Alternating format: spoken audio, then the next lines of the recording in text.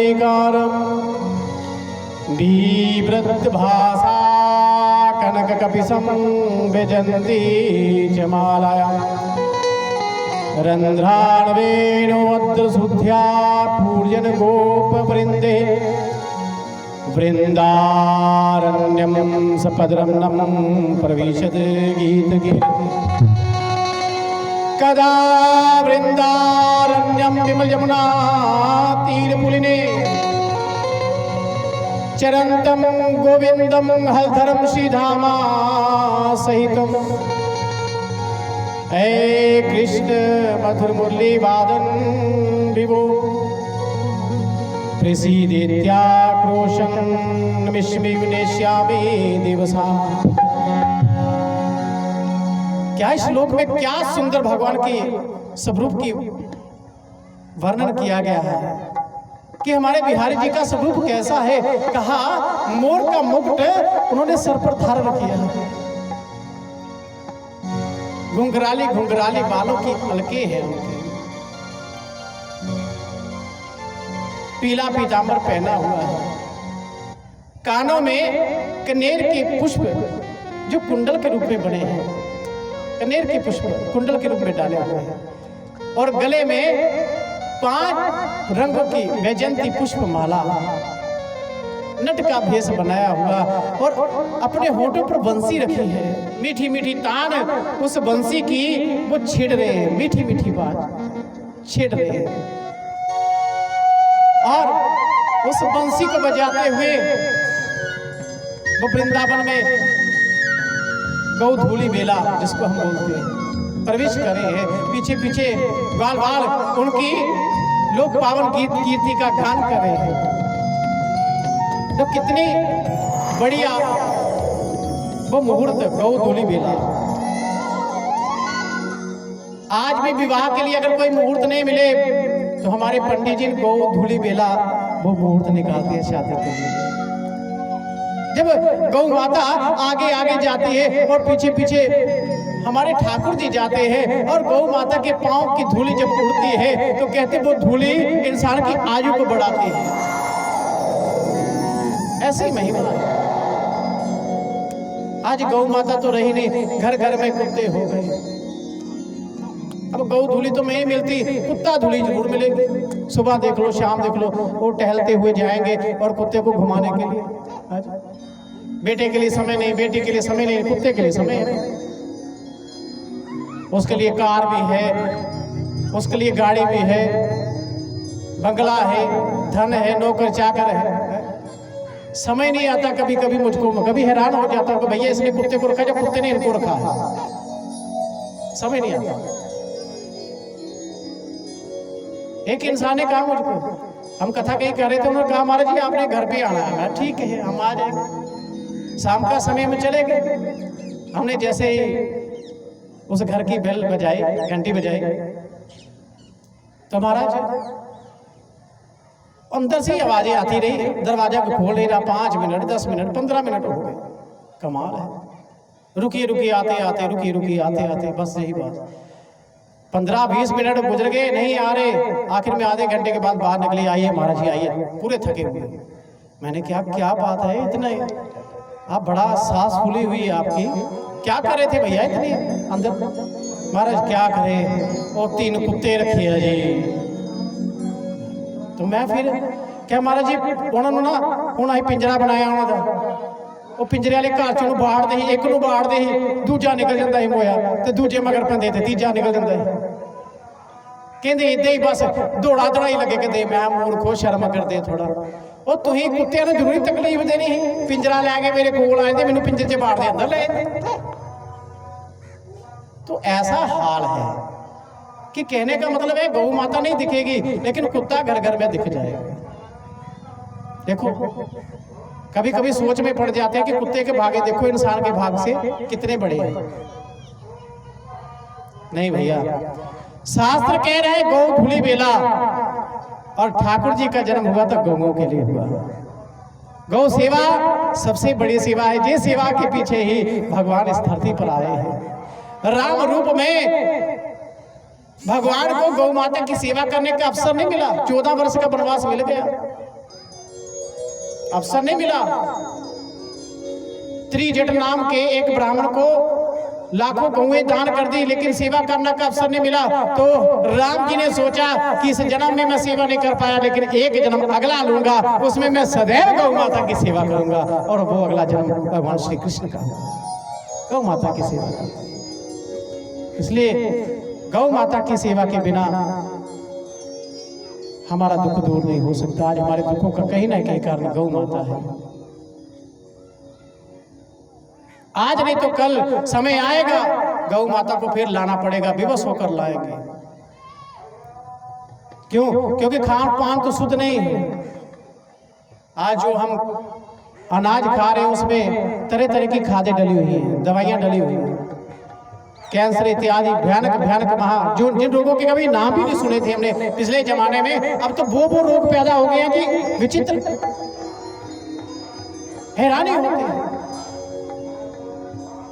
तो अगर इन रोगों से बचना है तो महाराज कम से कम हमको दूध अपनी देसी गाय का पीना पड़ेगा। जर्सी का धीरे धीरे त्याग करना पड़ेगा। जिनके पास जर्सी है वो उनकी नस्ल को तब्दील कर सकते हैं। देसी गाय को लाना पड़ेगा।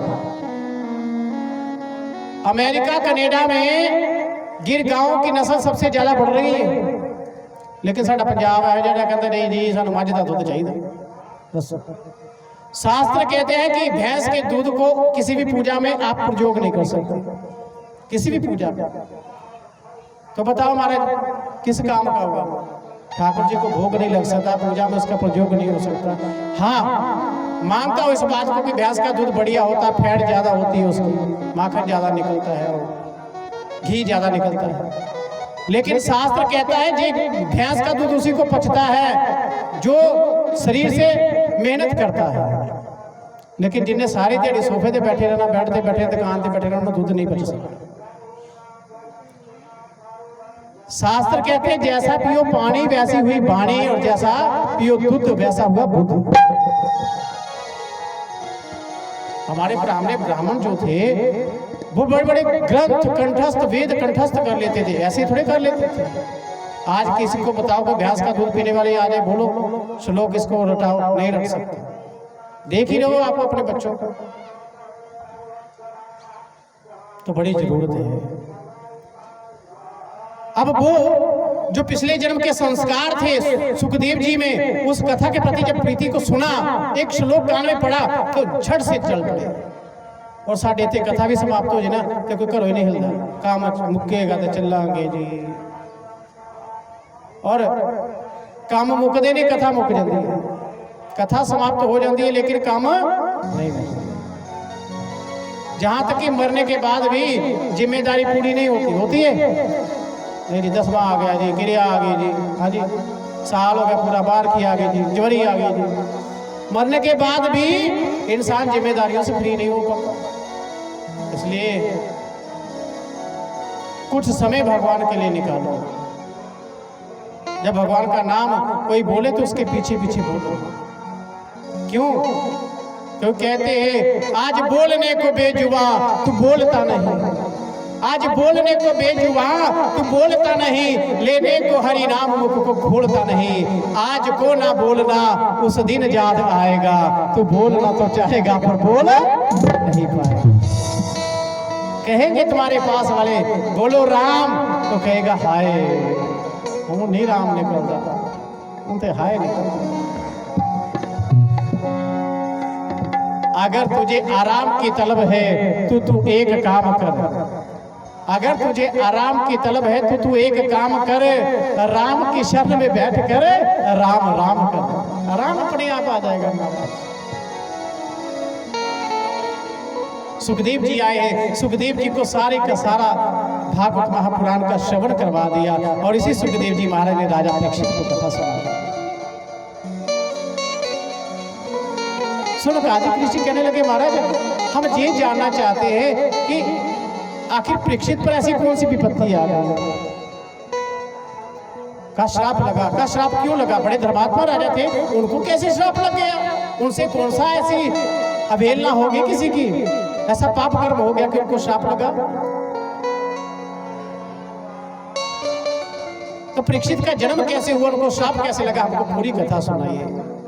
तो सूत जी महाराज कथा सुनाने लगे। बोले बाल कृष्ण भगवान की जय। कहा ये उन दिनों की बात है जब महाभारत का युद्ध हुआ और उसमें दुर्योधन की जंगा टूट चुकी थी और दुर्योधन के पास में उस समय अश्वत्थामा आया। कहा मित्र, मुझे बड़ा दुख है कि मेरे जीते जी आपका ये हाल हुआ। काश मैं तुम्हारी इच्छा को पूर्ण कर सकता। कोई आखिरी इच्छा है तो बताओ। कहा हाँ, मैं उन पांडवों के उनकी मृत्यु देखना चाहता हूं, उनके सर कटे हुए देखना चाहता हूं। कहा मित्र चिंता मत करो, ये काम मैं पूरा करूंगा। रात के अंधेरे में चले गए अश्वत्थामा, कहा शिविर में। अब पांडव सोए हुए हैं, लेकिन हमारे बिहारी जी आए और अर्जुन से कहने लगे, युधिष्ठिर से कहने लगे, युधिष्ठिर थोड़ा तनिक बाहर आओ, थोड़ा टहल लेते हैं और कोई सुझाव मशवरा भी कर लेते हैं। वो तो चले गए। देखो, जाको राखे सैया मार सके ना कोई और बाहर भी ना कर सके जो जग बैरी हो। वो ले गए, लेकिन उनका क्योंकि उनका प्रयोजन भी था, लेकिन जो उनके पुत्र थे, पांडवों के जो पुत्र थे, उनका जीवन का जो लीला थी, उनका कर्म समाप्त हो चुका था। तो वो आके वहां पर लेट गए। अश्वत्थामा अंधेरे में आया कृपाचार्य के साथ में और पांचों के सर काटे ले गया। दुर्योधन को दिखाया। दुर्योधन ने दिखा रहा, मूर्ख, अरे तूने तो हमारे वंश को खत्म कर डाला।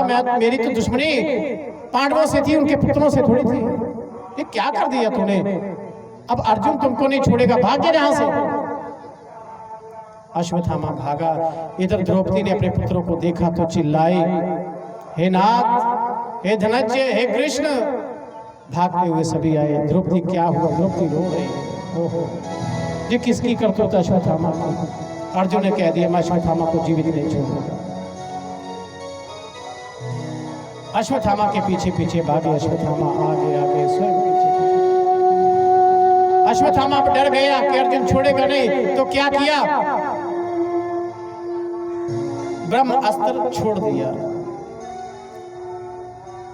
और जैसे ब्रह्मास्त्र की ज्वाला को अर्जुन ने देखा तो अर्जुन का रथ कौन हाँक रहा है? भगवान श्री कृष्ण। अर्जुन कौन बैठा? कब बैठा है? पीछे। और अर्जुन भगवान श्री कृष्ण से कहने लगे, कृष्ण कृष्ण महाभागा भक्तानाम भयंकरा। हे कृष्ण, तुम भक्तों को अभय देने वाले हो प्रभु। जी कौन सा अस्त्र आ रहा है? जी कैसी ज्वाला है? कहा चिंता मत करो। अश्वत्थामा ने डरते हुए इस ब्रह्मास्त्र को छोड़ दिया, लेकिन वो इसको लौटाने की विधि नहीं जानता।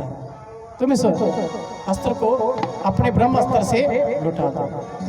उसने भी ब्रह्मास्त्र चलाया। दोनों का जब आने लगा, व्यास जी प्रकट हो। व्यास जी ने कहा, मूर्खों क्या कर रहे हो? आप दोनों के झगड़े में जी विश्व का विनाश हो जाएगा।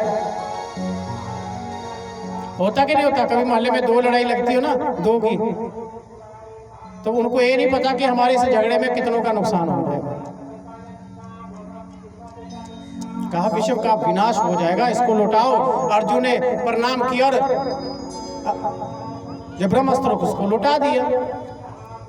अब अश्वत्थामा से कहा तुम भी लौटाओ। कहा महाराज मुझे लौटाने की विधि नहीं पता। अरे मूर्ख हो तुम। फिर कहा इस अस्त्र को अब किसी और दिशा में छोड़ दो। अब दुष्ट का स्वभाव तो दुष्ट है। क्षमा बड़न को चाहिए, छोटन को उत्पात। बड़े लोग क्षमा कर देते हैं, लेकिन जो छोटे दुष्ट होते हैं ना, उनके मन में कहीं ना कहीं रंजिश रहती है। अश्वत्थामा ने सोचा, ठीक है पांडवों को बचा लेता हूं, लेकिन पांडवों की जगह इसके वंश को विनाश कर देता हूं। उसका उत्तरा के गर्भ की ओर उसकी दिशा मोड़ दी। अर्जुन ने अश्वत्थामा को पकड़ा और रस्से से बांधा ले आए और कहा द्रौपदी ले अश्वत्थामा को। लेकिन द्रौपदी ने जब उस ब्राह्मण पुत्र को बंधा हुआ देखा कि गुरुपुत्र है, तो द्रौपदी रोने लगी और क्या कहा, मुंचिताम मुंचिताम ऐसा ब्राह्मणो निद्राम गुरु। हे पार्थ, ये हमारे गुरुपुत्र है, इसको छोड़ दो, ब्राह्मण है, ब्राह्मण पूजनीय है, ये वध के काबिल नहीं है, इसको छोड़ दो। और जैसा दुख मुझे हुआ है अपने पुत्रों के वियोग में, मैं नहीं चाहती मेरी गुरु माँ को भी वैसा दुख हो। जिसको स्वयं कांटा चुभा हो वो जे कभी नहीं चाहेगा कि ऐसा ही कांटा दूसरे को चुभे।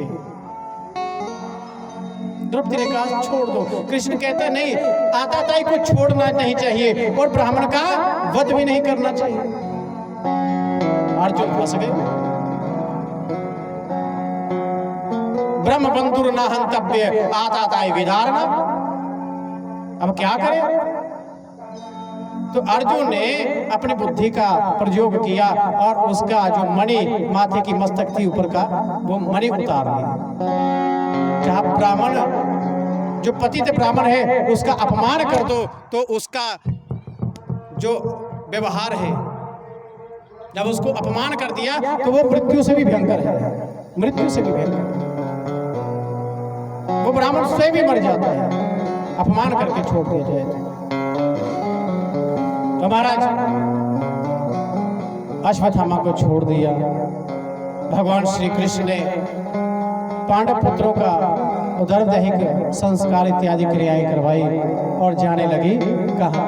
द्वारिका की ओर। इतने में जिस ब्रह्म अस्त्र को द्रौपदी के ऊपर, उत्तरा के गर्भ के ऊपर छोड़ा था अश्वत्थामा ने,